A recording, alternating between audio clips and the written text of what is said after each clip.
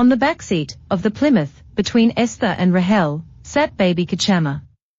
Ex-nun and incumbent, baby grandaunt. In the way that the unfortunate sometimes disliked the co-unfortunate, baby Kachama disliked the twins, for she considered them doomed, fatherless whale.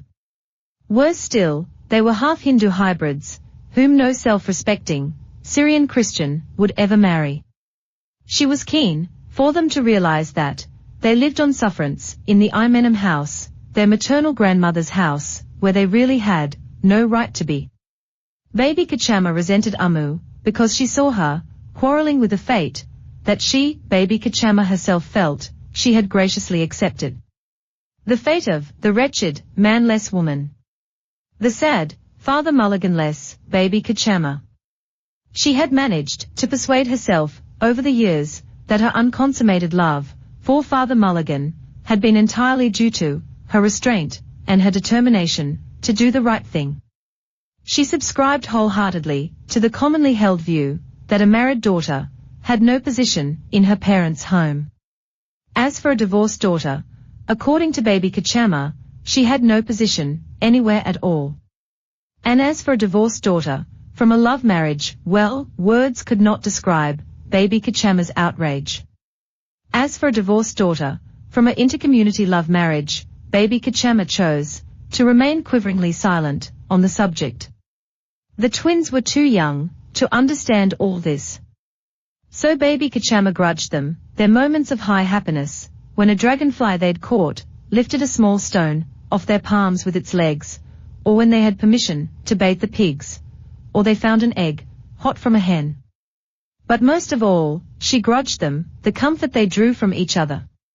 She expected from them some token unhappiness, at the very least. On the way back from the airport, Margaret Kachama would sit in front with Chaco, because she used to be his wife. Sophie Moll would sit between them. Amu would move to the back. There would be 2 flasks of water. Boiled water for Margaret Kachama and Sophie Moll, tap water for everybody else. The luggage would be in the boot. Rahel thought that boot was a lovely word. A much better word, at any rate, than sturdy. Sturdy was a terrible word. Like a dwarf's name, like Sturdy Cosby Uman, a pleasant, middle-class, God-fearing dwarf, with low knees, and a side parting. On the Plymouth roof rack, there was a 4-sided, tin-lined, plywood billboard, that said, on all 4 sides, in elaborate writing, Paradise Pickles Amp Preserves. Below the writing, there were painted bottles of mixed fruit jam and hot lime pickle in edible oil, with labels that said, in elaborate writing, Paradise Pickles Amp Preserves. Next to the bottles, there was a list of all the Paradise products, and a Kathakala dancer, with his face green, and skirts swirling.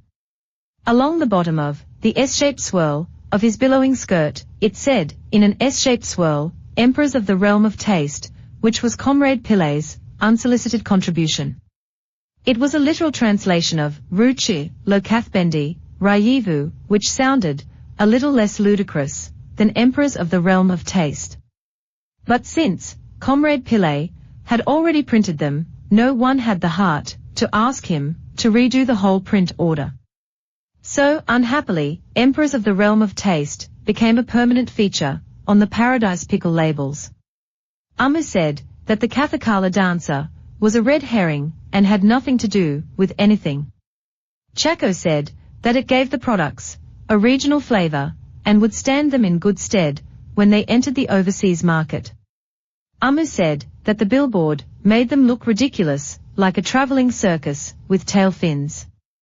Mamachi had started making pickles commercially soon after Papacha retired from government service in Delhi and came to live in Imenem. The Kottayam Bible Society was having a fair and asked Mamachi to make some of her famous banana jam and tender mango pickle. It sold quickly, and Mamachi found that she had more orders than she could cope with. Thrilled with her success, she decided to persist with the pickles and jam, and soon found herself busy all year round.